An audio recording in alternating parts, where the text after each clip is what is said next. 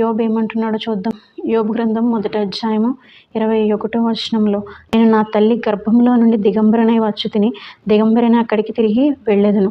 యెహోవా ఇచ్చెను, యెహోవా తీసుకుని పోయెను, యెహోవా నామమునకు స్తుతి కలుగునుగా. కానీ యోబు నోటి మాట ద్వారా కూడా ఏ పాపం చేయలేదు, ఆయన్ని స్తుతిస్తూ వస్తున్నాడు. అవును కదా, మనం సంతోషంగా ఉన్నప్పుడే దేవుని స్తుతించడం కాదు, మనం ఏమన్నా సంపాదించినప్పుడు దేవుడు మనకి మంచి ఈవుల్ని ఇస్తేనే దేవుని స్తుతించడం కాదు, మనకి ఇచ్చినా ఇవ్వకపోయినా దేవుని మనం స్తుతించే వారంగా ఉండాలి. యోబు తనకున్న సమస్తాన్ని కోల్పోయినప్పటికీ ఆయన స్తుతిస్తూ వస్తున్నాడు. నేను కూడా ఆ విధంగా ఉండాలని యోబుని జ్ఞాపకం చేసుకుంటూ వచ్చాను. యోబు గ్రంథం 1వ అధ్యాయం 21వ వచనం నేను చదివినప్పుడు అనిపించింది, నా తల్లి గర్భం నుండి నేను దిగంబరిగా వచ్చాను, మళ్ళీ తిరిగి నేను దిగంబరిని అక్కడికి వెళ్తాను కదా.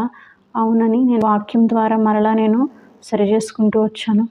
ఈ లోకంలో ఏది శాశ్వతం కాదు.